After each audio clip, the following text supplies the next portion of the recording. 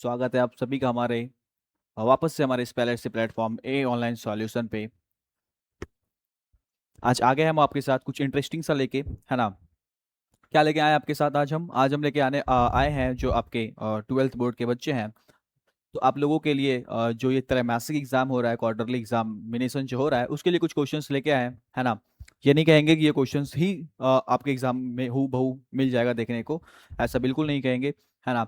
लेकिन लेकिन मेरे साइड से कुछ मदद हो जाए, मैं कुछ हेल्प कर पाऊँ आपकी, है ना। तो इस वजह से मैं ये 50 क्वेश्चन तैयार करके लाया हूँ। 50 क्वेश्चन हम देखने वाले हैं बारी बारी से। तो उससे क्या होगा कि उससे आपको चैप्टर का रिकॉलेशन हो जाएगा, चैप्टर के बारे में आप जान जाइएगा क्वेश्चंस को पढ़ के, है ना। ऐसा नहीं कह रहा है कि यही क्वेश्चंस आ जाएंगे एग्जाम में आपको। तो कुछ हद तक गेस कर सकते हैं आपकी ऐसे टाइप्स के क्वेश्चन आ सकते हैं एग्जाम में। तो इस वजह से हम लेके आए हैं क्वेश्चन, ठीक है। तो स्टार्ट करेंगे आज का सेशन, है ना, जिसमें हम टोटल 50 क्वेश्चंस देखने वाले हैं आपके बोर्ड के लिए, आपके बोर्ड के ये क्वार्टरली एग्जामिनेशंस के लिए, इंग्लिश के लिए, है ना। उससे पहले बात करते हैं,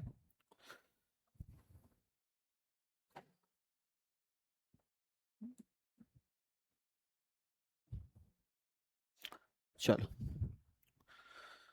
हाँ, तो उससे पहले कुछ इंट्रोडक्शन दे देते हैं हम आपको अपने नए बैच को लेके, है ना, हमारे नए बैच को लेकर, जो कि है क्लास 12 साइंस बैच, है ना। तो इस बैच को देखिए और समझिए कि ये बैच है क्या, क्या कुछ मिलेंगे आपको इस बैच में, क्यों आपको बाय करना है ये बैच, है ना। नहीं बाय करिएगा तो क्या होगा, बाय करिएगा तो क्या होगा, ये सब कुछ हम आपको बस कुछ ही मिनट्स में समझाने वाले हैं। तो ये देखिए आपका क्लास 12 का साइंस बैच है ना, जो कि आपको बस केवल और केवल कितने में मिल सकता है, 99 में मिलेगा, बस केवल और केवल 99 में मिलेगा, है ना। जिसमें आपको साइंस बैच है तो सारे सारे सारे फैकल्टीज देखने को मिलेंगे साइंस के, है ना, सारे सब्जेक्ट्स देखने को मिलेंगे साइंस के। जैसे दिख रहा है, हाँ। जैसे फिजिक्स हो गया, बायो हो गया, केमिस्ट्री हो गया, मैथ्स हो गया, इंग्लिश हो गया, हिंदी हो गया और उर्दू हो गया। तो इसमें तीन आपको लैंग्वेज पेपर भी है, इंग्लिश, हिंदी, उर्दू, है ना। और बाकी आपके कंपल कंपल्सिव चैप्टर्स भी हैं, कंपलसरी चैप्टर्स भी हैं, मेन चैप्टर्स भी हैं, जैसे मैथ्स, बायो, केमिस्ट्री, फिजिक्स, और सबके बेहतरीन टीचर्स हमारे पास फैकल्टी हैं। तो उन सब से आप इन डिफरेंट सब्जेक्ट्स को काफ़ी आसानी से समझ सकते हैं और अपने अपनी तैयारी को और भी ज़्यादा इम्प्रूव कर सकते हैं, और भी ज़्यादा अच्छा बना सकते हैं। और हो सके कि आप खुद को इस तरीके से तैयार कर लेंगे कि आप टॉपर्स भी बिहार बोर्ड के बन सकते हैं। तो ऐसा नहीं कह रहे कि आप इसी बैच को, हमारे ही बैच को लीजिएगा तभी आप टॉपर बन सकते हैं, अच्छा कर सकते हैं एग्जामिनेशन में, ऐसी कोई बात नहीं है। आपका जहाँ दिल लगे वहाँ पढ़िए, हाँ, लेकिन ट्राई जरूर करिए, ट्राई करने में हर्ष नहीं है। तो अवेलेबल है यूट्यूब पे बहुत सारे वीडियोस, फ्री वीडियोस मौजूद हैं। उन सारे वीडियोस को देखिए, फैकल्टी को चेक करिए, अगर आपको पसंद आए, बिल्कुल पसंद आएगा ही आएगा, तो आप कोशिश करना कि खरीदो इस बैच को और बाय करो इस बैच को, और जल्दी जल्दी जुड़ोगे इस बैच में, तो आपका जो बोर्ड है वो नज़दीक आते जा रहा है और बहुत बढ़िया तैयारी कर पाओगे आप, ठीक है। और देखो क्या क्या मिलेगा, लाइव क्लासेस मिलेंगे, रिकॉर्डेड क्लासेस मिलेंगे, चैप्टर वाइज नोट्स मिलेंगे, chapter wise objective plus subjective भी मिलेंगे, चैप्टर वाइज टेस्ट होगा, मॉडल पेपर पे डिस्कशन होगा, क्वेश्चन बैंक डिस्कशन होगा, गेस्ट क्वेश्चन भी बताया जाएगा, और गेस्ट क्वेश्चन पे डिस्कशन होगा, प्रीवियस ईयर्स के भी क्वेश्चन को देखेंगे, है ना। तो बहुत इंटरेस्टिंग होने वाला है आपका, आपके लिए ये बैच। आगे आते हैं, देखो, तो वो साइंस बैच थी, और क्लास 12 के लिए आर्ट्स बैच भी है ना। क्लास 12 आर्ट बैच 2017, सेम चीजें हैं, है ना। तो इसकी प्राइस जो है वो थोड़ी कम है, 799 में आप इस बैच को बाय आउट कर सकते हैं, और क्योंकि बहुत सारी चीजें मिलेगी आपको इस बैच में, जिससे आपका जो तैयारी है एग्जामिनेशन का वो बढ़िया हो सकता है, आप अच्छे मार्क्स सिक्योर कर सकते हैं आने वाले अपकमिंग बोर्ड एग्जामिनेशन में, है ना। तो इस वाले बैच में क्या मिलेगा आपको, आर्ट्स के जितने भी इंपॉर्टेंट सब्जेक्ट्स हैं, मेन सब्जेक्ट्स हैं, कंपलसरी सब्जेक्ट्स हैं, वो सारे आपको मिलेंगे। जैसे हिस्ट्री हो गया, जियो हो गया, पॉलिटी हो गया, होम साइंस हो गया, सोशोलॉजी, और लैंग्वेज पेपर भी होगा, जैसे लैंग्वेज सब्जेक्ट भी होगा, जैसे उर्दू, हिंदी और इंग्लिश, है ना। तो सारा कुछ होगा, रिकॉर्डेड क्लासेस, लाइव क्लासेस, है ना, objective subjective, chapters wise objective subjectives, question bank, guest question, सारा कुछ डिस्कशन होगा, है ना। और टेस्ट की भी सुविधा है, तो हर एक चैप्टर्स के बाद आपको टेस्ट भी देना होगा। ये सारे कुछ मिलेंगे आपको इस बैच में, जो कि आप मात्र 79 रुपीज़ में बाय कर सकते हैं, और पूरा सिलेबस आपको 79 रुपीज़ में ही आपको क्या किया जाएगा, पढ़ाया जाएगा। आगे देखते हैं। देखिए, मान लेते हैं कि ये है लैंग्वेज बैच हमारा, क्या है, ये हमारा लैंग्वेज बैच।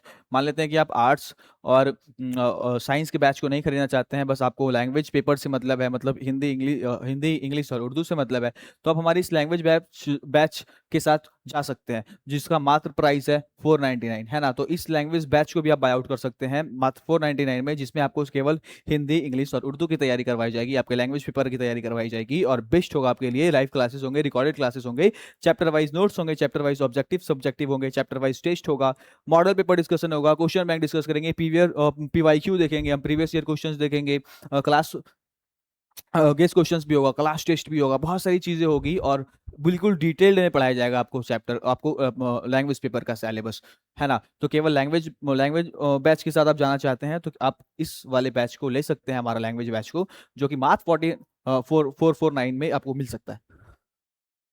देखो, तो ये सारे हो गए बैच की जो बातें थी। अब हम बात करेंगे अपने क्वेश्चंस की, है ना, जो मैं तुम्हारे लिए लेके आया हूँ। तो चैप्टर्स को अगर पढ़े होगे तो क्वेश्चंस तुम खुद ब खुद बनाओगे, है ना। तो हम जल्दी जल्दी में क्वेश्चंस को निकालेंगे, एक्सप्लेन नहीं करेंगे। Indian civilisations and culture is an essay written by, है ना। ये जो इंडियन सभ्यता और कल्चर है वो किसके द्वारा लिखा गया है, सबको पता होगा कि किसके द्वारा लिखा गया है, महात्मा गांधी के द्वारा लिखा गया है। आगे देखेंगे, the author of pinch of snuff is, pinch of snuff के ऑथर कौन थे, पिंच ऑफ स्नफ के ऑथर कौन है भाई, है ना। पढ़े होगे तो पता होगा तुम लोगों को कि पिंच ऑफ स्नफ के ऑथर हैं मनोहर मालगोनकर, है ना, मनोहर मालगोनकर, जो कि भांजे का रोल प्ले कर रहे थे, कैरेक्टर, भांजे का कैरेक्टर प्ले कर रहे थे कहानी में। आगे देखो, Martin Luther king junior was the leader of the, किसके लीडर थे मार्टिन लूथर किंग जो थे, वो किसके लीडर थे, तो वो लीडर थे भाई सिविल राइट मूवमेंट्स के, है ना। सिविल राइट मूवमेंट्स को वो लीड कर रहे थे, और वो सिविल राइट मूवमेंट्स के लीडर थे। आगे आते हैं, ode to autumn is written by, ode to autumn जो है वो किसके द्वारा लिखा गया है, जल्दी बताओगे। अगर पता होगा तो आप लोग बता दोगे फटाक से, अगर नहीं पता होगा तो हम तो बैठे ही हैं बताने के लिए, है ना। किसके द्वारा लिखा गया है, odes by autumn, ode to autumn is written by, कहाँ गया जी, जॉन गेट्स के द्वारा। आगे आते हैं, doctor Zakir Hussain delivered his speech in 1967 after taking the oath as. तो पता होगा तुमको कि डॉक्टर जाकिर हुसैन, ये जो चैप्टर है तुम्हारा, है ना, कौन सा chapter, Bharat is my home, उसी की बात हो रही है। तो भारत इज माय होम में डॉक्टर जाकिर हुसैन जो थे वो एक स्पीच दे रहे थे, और उसी स्पीच का एक वो एक्सट्रैक्ट था तुम्हारा चैप्टर। तो वो स्पीच किस मौके पे दिया जा रहा था, किसका शपथ ले रहे थे, किस पद का शपथ ले रहे थे डॉक्टर जाकिर हुसैन, तुमको पता होगा, प्रेसिडेंट, है ना, प्रेसिडेंट का शपथ ले रहे थे। The poem the soldier is up, तो जो पोयम है द सोल्जर, वो किस टाइप का पोयम है ना, कि वो प्यार से संबंधित पोयम है, वो वार से संबंधित पोयम है, नेचर से संबंधित पोयम है, या पॉलिटिकल पोयम है। तो मैसेज थीम क्या होता है पोयम का, तो वो एक कंट्री प्रेमी, है ना, वो एक राष्ट्रवादी के बारे में प्रेम पोयम है ना, मतलब कैसे कोई अपने राष्ट्र से प्यार करता है उसको दिखाया गया है। तो प्यार का जिक्र हुआ है, तो मतलब ये पोयम कैसा है, लव का पोयम है। आगे देखो, इन the artist SEBI was passionate about collecting, जो आर्टिस्ट प्रोज है, तो उसमें जो सेबी थी, है ना, उसमें जो सेबी था कैरेक्टर, वो किस चीज से पैसिनेट था, पैसिनेट का मतलब बहुत ज्यादा लगाव, बहुत ज्यादा पसंद, है ना, बहुत ज्यादा उसके ही बारे में सोचते रहना, उसी चीजों को करना, तो उसको कहते हैं बहुत ज्यादा चाहत। पैसिनेट का मतलब क्या होता है, चाहत। तो किस चीज की चाहत थी, किस चीज को कलेक्ट करने का चाहत था सेबी को, फ्लावर्स कलेक्ट करने का, स्टोन्स कलेक्ट करने का, या गोड्स या बुक्स। तो तुम लोग को पता होगा, कहानी पढ़ोगे तो गोड्स, है ना, गोड्स का मतलब क्या होता है, तुम्बा, क्या होता है, तुम्बा।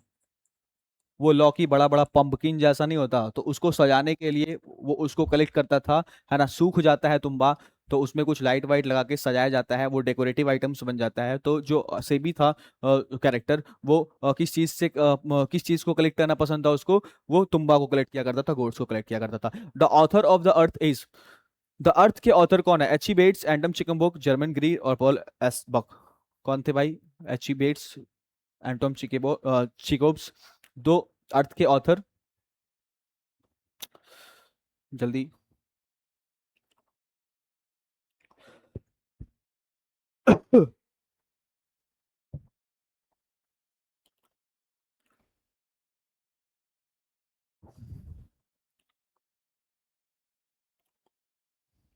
बिल्कुल सही, क्या बात है, अच्छी बेट्स हमारे ऑथर थे। आगे, the speaker in sweetest love I do not go is, the speaker in sweetest love do I do not go is, हाँ। तो sweetest love I do not go में जो स्पीकर थे वो स्पीकर कौन थे? क्या सन स्पीकर था, क्या मून स्पीकर था? स्पीकर का मतलब जो कहानी बता रहा हो, है ना, जो बोलने वाला। तो यहाँ पे कहानी की बात हो रही है, तो कहानी में जो बोलने वाला व्यक्ति था, जो कहानी को एक्सप्लेन कर रहा था खुद कैरेक्टर बन के, वो कौन था? वो द पोएट्स बिलव्ड, है ना। आगे, Macavity the mystery cat is written by, Macavity the mystery cat को कौन लिखे हैं, बताओगे भाई? मैकेविटी द मिस्ट्री कैट को किस मैकेविटी द मिस्ट्री कैट को किसने लिखा है?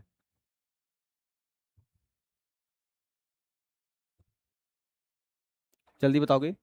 हाँ बिल्कुल सही, T S Eliot. Macavity the mystery cat is written by T S Eliot. आगे देखोगे, Pearls S Buck was a Nobel laureate in, तो Pearls S Buck Nobel laureate थे किन इसमें से किन फैकल्टी में, है ना, मेडिसिन के क्षेत्र में, फिजिक्स के क्षेत्र में, लिटरेचर के क्षेत्र में, या पीस के क्षेत्र में?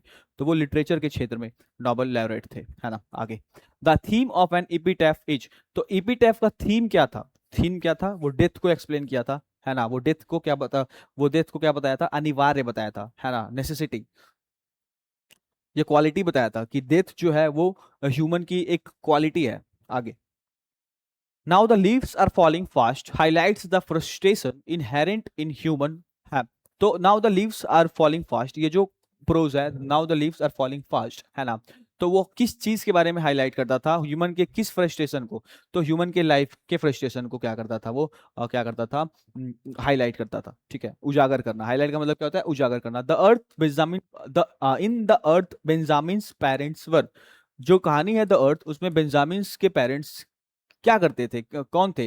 बैंकर्स थे, फार्मर्स थे, बैंकर्स थे, फार्मर्स थे, डॉक्टर्स थे, द लॉयर्स थे। तो सही बात, सही ऑप्शन कौन हो जाएगा? फार्मर्स थे, है ना। जल्दी जल्दी बढ़ना क्योंकि टाइम नहीं है। The poet of my grand mother's house is, the poet of my grand mother's house is, my grand mother's house नाम की जो प्रोस है, उसकी पोएट कौन है? उसकी पोएट है कमला दास। आगे, अ child is born is an essay that focuses on, तो चाइल्ड इज बॉर्न जो ऐसे है वो किस रिगार्डिंग, किस मैसेज को देने के लिए लिखा गया था, या उसका वो फोकस, है ना, वो तवज्जो किस पे दे रहा था? क्या the process of giving birth, या the role of mother, the different custom of child birth, या द इंपॉर्टेंस ऑफ फैमिली? नहीं, the process of giving birth, है ना, कि कैसे बेबी को, बेबी बर्थ से पहले जो है वो चीजें कैसे होती है, फिर उसके बाद कैसे होती है, कैसे ख्याल रखा जाता है कि अच्छा एक हेल्दी बेबी हो, बेबी का भी ध्यान रखा जाए, माँ का भी ध्यान रखा जाए। तो ये प्रोसेस के बारे में फोकस करता है हमारा चैप्टर, द सॉरी हमारा ये प्रोज ऐसे the child is born. What does the word perverse, है ना, what does the word perverse means as used in the artist, the artist में जो वर्ड परवर्स यूज किया गया है उसका मतलब क्या होता है? तो परवर्स का मतलब होता है जिद्दी, है ना, जिद्दी, हठी, हठी नहीं कहते, हट है इसमें, बहुत ज्यादा हठी है ये, तो उसको कहा जाता है जिद्दी बच्चा, या स्टबबॉर्न, है ना, स्टबबॉर्न, है ना। तो आर्टिस्ट में जो परवर्स यूज किया गया उसका मतलब क्या होता है? स्टबबॉर्न, स्टबबॉर्न का मतलब होता है जिद्दी। आगे, the poem fire him describe a scene at a, जो फायर हम है वो सीन है फायर हिम का, वो डिस्क्राइब जो किया गया है, describe a scene at the fire him में जो सीन को डिस्क्रिप्शन दिया गया है, वो सीन कहाँ पे परफॉर्म किया गया था, है ना, किस सीन की बारे में बात कर गई की जा रही थी? वो सीन कहाँ हो रहा था? तो वो सीन हो रहा था बर्निंग घाट, है ना, जिसको फ्यूनरल पायर कहते हैं। क्या कहते हैं? फ्यूनरल पायर, है ना। फ्यूनरल पायर का मतलब होता है अंतिम यात्रा। तो अंतिम यात्रा के दौरान जब घाट पे गए थे तो वहां का चर्चा हुआ था, वर्णन हुआ था।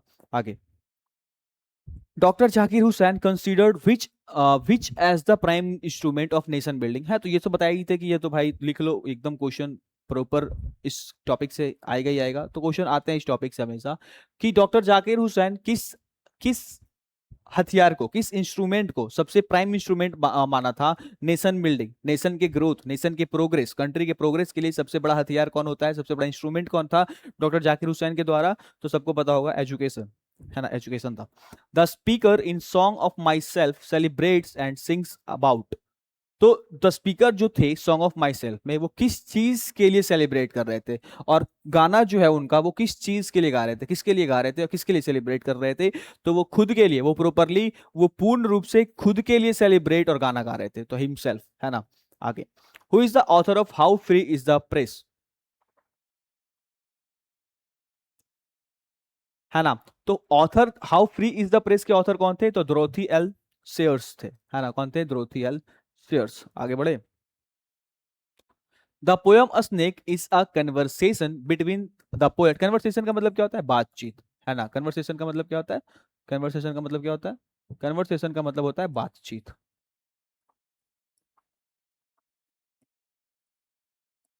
तो द पोयम स्नेक, जो स्नेक पोयम था, तो वो किसके बीच में किसके बीच का कन्वर्सेशन है वो पोयम, है ना। Is a conversation between poet poet and, तो तुमको नाम से ही पता चल रहा होगा, नाम से ही पता चल रहा होगा कि भैया पोएट जो लेखक थे वो किससे बातचीत कर रहे थे? वो स्नेक से। पोएट और स्नेक के बातचीत का जो अंश है वो है क्या? द स्नेक, है ना। तो यहाँ पे किसके साथ जाएंगे? हम स्नेक के साथ जाएंगे। In a pinch of snuff Nanu Kaka was coming to Delhi to. Pinch of snuff में नानू काका जो है वो किस लिए आए थे दिल्ली, है ना। तो वो आए थे मिनिस्टर से मिलने, है ना। To see minister, to see ministers. In my grand mother's house the speaker feels a sense of. In my grand, हाँ, जो in my grand mother's house, ये जो कहानी है the grand my grand mother's house, तो उसमें the speaker feels a sense of, किस चीज की अनुभूति हो रही थी और किस चीज का भाव उत्पन्न हो रहा था स्पीकर के मन में? तो नॉस्टैल्जिया। नॉस्टैल्जिया का मतलब अपने बचपन को याद कर रहे थे, है ना। नॉस्टैल्जिया का मतलब होता है कि किसी भी पास्ट चीजों को याद करके तुम खुश हो जाते हो, है ना। या किसी भी चीज को देखकर तुम्हें तुम्हारे पास्ट याद आ जाता है, तो उसे क्या कहते हैं? नॉस्टैल्जिया कहते हैं। क्या कहते हैं? नॉस्टैल्जिया। आगे। The title Macavity the mystery cat suggest that Macavity is a, जो ये जो टाइटल है मैकेविटी द मिस्ट्री कैट, वो क्या सजेस्ट करता है कि मैकेविटी क्या है? तो वो सजेस्ट करता है कि मैकेविटी क्या है? एक पेट है ना। एक पेट है, क्या है? या फिर सॉरी, यहाँ पे कॉमन कैट है, हाँ बिल्कुल। तो यहाँ पे कॉमन कैट के साथ चले जाएंगे। हमको लगा कॉमन कैट नहीं है ऑप्शन में, तो इस वजह से हम पेट में जा रहे थे। यहाँ पे देखो, अगर इस क्वेश्चन में मान लेते हैं कि अगर इस क्वेश्चन में आपको कैट का ऑप्शन दिख गया या कॉमन कैट दिख गया और ये पेट दिख गया, तो आप हमेशा कैट के साथ जाओगे, ठीक है। अगर कैट नहीं होगा तो आप पेट के साथ चले जाना, है ना। लेकिन यहाँ पे कैट है तो हम इसके साथ चले गए आगे। The central idea of soldier is the honour of dying for one's. तो जो जो मेन आइडिया होता है, जो मेन थिंकिंग होती है किसी भी सोल्जर का, जो सोच होता है वो क्या होता है? Is the honour of dying. किस चीज के लिए गर्व महसूस करेंगे वो, करते हैं वो अपने सोच में, कि अपने देश के लिए शहीद हो जाए। इसी बात में उनकी क्या रहती है? गर्व महसूस होता है उनको कि मुझे अपनी देश के लिए काम आना है। और यही उनके दिलो दिमाग में, जुनून में चलता है। तो सेंट्रल आइडिया क्या होता है उनका? सोच क्या होती है कि वो अपने किसके लिए मर जाए? अपने देश के लिए, ना कि फैमिली के लिए, ना कि धर्म के लिए, ना कि किसी सोच के लिए, अपने देश के लिए मरने को ही वो क्या कहते हैं? एक सेंट्रल आइडिया कहते हैं। और वो गर्व मानते हैं इस चीज को। The earth is a narrative about a family of, है ना। ये जो अर्थ है, तो ये जो नैरेटिव है वो किस चीज के बारे में नैरेटिव लिया गया है? अबाउट अ फैमिली ऑफ, कौन से परिवार के नैरेटिव से ये जो क्वेश्चन, ये जो चैप्टर है द अर्थ, उसे क्रिएट किया गया है। तो क्या फैमिली ऑफ साइंटिस्ट से, क्या फैमिली ऑफ फार्मर से, क्या फैमिली ऑफ टीचर से, या फैमिली ऑफ डॉक्टर से? हमारा सही आंसर क्या होगा? फैमिली ऑफ फार्मर से।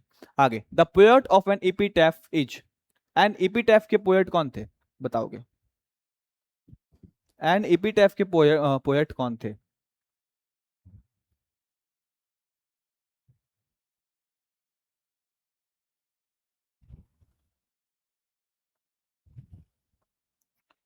तो एन एपिटैफ के पोएट थे, कौन थे?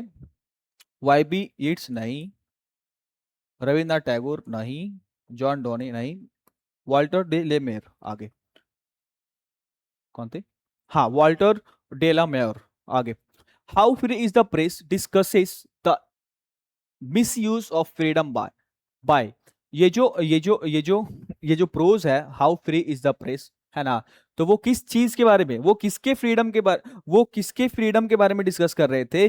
जो कि मिस यूज किया जा रहा है ना। मतलब गलत इस्तेमाल किया जा रहा है फ्रीडम का। तो किसके किसके फ्रीडम का गलत इस्तेमाल किया जा रहा है? और ये कौन कर रहा है? कौन कर रहा है? और ये सजेस्ट करता है हमारा chapter how free is the press. तो how free is the press में बताया गया है कि कैसे मीडिया जो है वो मिस यूज करती है डेमोक्रेसी, सॉरी, हाँ, डेमो फ्रीडम को, या फिर डेमोक्रेसी राइट्स को। कौन यूज करता है? क्या बताया गया है? How free is the press में किसको बताया गया है कि कौन मिस यूज करता है हमारे फ्रीडम को या अपने फ्रीडम को, तो वो मीडिया, यानी कि वो प्रेस खुद करती है मिस यूज। ठीक है, आगे। The speaker in now the leaves are falling fast is observing.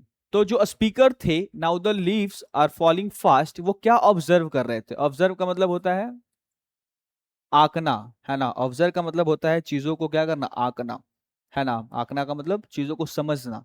तो किस चीज को समझ रहे थे, क्या ऑब्जर्व कर रहे थे, क्या फील कर रहे थे, है ना। नोटिस करना, क्या नोटिस कर रहे थे? ह्यूमन लाइफ एंड डेथ को, द साइकिल ऑफ सीजन को, द ग्रोथ ऑफ प्लांट्स को, या द ब्यूटी ऑफ नेचर को? नहीं, ह्यूमन लाइफ एंड डेथ को। ठीक है, इनको इसको ऑब्जर्व कर रहे थे। आगे, in Indian civilisations and culture the author states that our ancestors were satisfied with. हाँ, इन भारतीय सभ्यता और संस्कृति में जो हमारे ऑथर, द ऑथर स्टेट्स, हमारे ऑथर ने क्या बताया है कि हमारे जो एंसेस्टर्स थे, हमारे जो पूर्वज थे, वो संतुष्ट थे किस चीज से? बड़े बड़े शहरों से, गांवों से, कंट्री साइड से, या फॉरेन लैंड से? बिल्कुल सही बात है, बड़े बड़े शहरों से नहीं, गांवों से संतुष्ट थे, है ना। The poet of fire him is, fire him के पोएट कौन है? अरुण कोलातकर, जैना मभट्टा, केकी एन दारूवाला, या निसीम इजिकेल? तो कौन है? केकी एन दारूवाला हमारे फायर एंड हिम के कौन थे? पोएट थे। आगे देखो, the main character of the artist से भी वाज अ, ये जो मेन कैरेक्टर था आर्टिस्ट में से भी, वो क्या था? वो एक फिशरमैन था क्या? वो एक किसान था क्या? वो एक पेंटर था या फिर एक स्कूल बॉय था? तो इनमें से कुछ नहीं था, ना तो फिशरमैन था, ना तो फार्मर था, ना तो पेंटर था। हमारा सेबी जो था मेन कैरेक्टर जो आर्टिस्ट का, वो एक स्कूल बॉय था, मतलब स्कूल जाने वाला लड़का।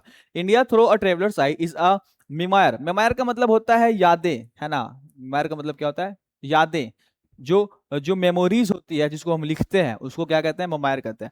तो मेमोयर में जो है, India through a travellers eyes is a memoir written by. तो ये जो यादें हैं, ये जो पुरानी चीजों को जब हम लिखते हैं, तो वो किसके द्वारा लिखा गया था, है ना। तो किसके द्वारा लिखा गया था? Pearl S Berg, doctor Zakir Hussain, Germaine Greer, या सिगानोया? तो पर्ल एस बर्ग के द्वारा। आगे, the poem snake reflects a conflict between the poet's instinct and his.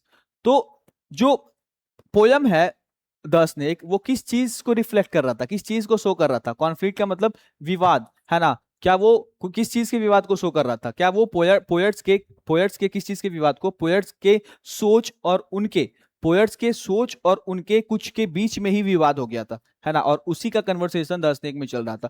तो पोएट के सोच और उनके किस विचार में विवाद हुआ था? तो उनके बिलीफ, माइंड, एजुकेशन, हाँ हाँ, उनके एजुकेशन के साथ। पोएट्स के इंस्टिंक्ट और उनके ही एजुकेशन में क्या हो रहा था? विवाद हो रहा था। और उसी को दास ने जो है वो शो किया था, रिफ्लेक्ट किया था चैप्टर में। आगे, the speaker in my grand mother's house feels a sense of betrayal by. तो जो स्पीकर थी माई ग्रैंड मदर्स हाउस में, वो एक बेट्रायल फीलिंग को सेंस कर रही थी। बेट्रायल का मतलब क्या होता है? उत्पीड़ित होना, है ना, मतलब परेशान होना। तो वो किस चीज से परेशान हो रही थी, किस चीज से उत्पीड़न हो रहा था, उनको झेलना पड़ रहा था? तो उनके फैमिली के द्वारा उत्पीड़न किया जा रहा था, उनके दोस्तों के द्वारा, या टाइम एंड डिस्टेंस के द्वारा, द आवर्स इटसेल्फ के द्वारा, द हाउस इटसेल्फ के द्वारा? बताओगे, है ना। टाइम एंड डिस्टेंस, समय से वो काफी ज्यादा क्या कर रही थी? सेंस फील कर रही थी बेट्रायल का, कि ये जो समय है वो बदल गया, है ना, बहुत चार्ज चल गया, बहुत ही फास्ट चल गया, जिसकी वजह से मैं अपना बचपन क्या कही, खो दी। आगे, the poem ode to autumn is an ode to the beauty of bounty of the. किस सीजन की बात की गई थी ओड टू ऑटम में, है ना? ऑटम सीजन, क्योंकि इसका नाम ही है ओड टू ऑटम। आगे देखोगे, a child is born discusses the tradition of child birth in which country. तो चाइल्ड इज बॉर्न में कंपैरिजन हुआ है ना, कि देखो भैया, हमारे यहाँ जो है ऑस्ट्रेलिया का बेसिकली कंपैरिजन किया गया एक देश के साथ, जहाँ पे बताया गया है कि वहां पे जो है चाइल्ड बर्थ वो बहुत स्पेशल होता है। चाइल्ड बर्थ वहाँ पे जो है वो मम्मी के लिए भी स्पेशल होता है, और जो बच्चा जन्मा है उसके लिए भी स्पेशल होता है, एक फेस्टिवल की तरह सेलिब्रेट करते हैं। तो किस किस किस किस देश के बारे में ऐसा बताया गया था, ऐसा डिस्कशन किया गया था? तो वो इंडिया के बारे में किया गया था। आगे, in a pinch of snuff the narrator is an. तो पिंच ऑफ स्नफ में नरेटर कौन थे? क्या एक टीचर थे? नहीं। क्या एक राइटर थे? नहीं। क्या एक डॉक्टर थे? नहीं। एक सेक्रेटरी थे, एक सचिव थे, है ना, जो कि अभी ट्रेनिंग में ही थे, है ना। आगे, the poet of sweetest love I do not go is, sweetest love I do not go के पोएट कौन है? जॉन डॉनी, जॉन कीट्स, या फिर वॉल्ट विटमैन, या रूपर्ट ब्रूक? तो ये जॉन डॉनी हो जाएंगे। कौन हो जाएंगे? John Donny. अगर आ गया समझ में तो आगे बढ़े, आ गया समझ में तो आगे बढ़ सकते हैं, हाँ कि ना। आगे बढ़ेगी ना भाई, जल्दी बताओगे।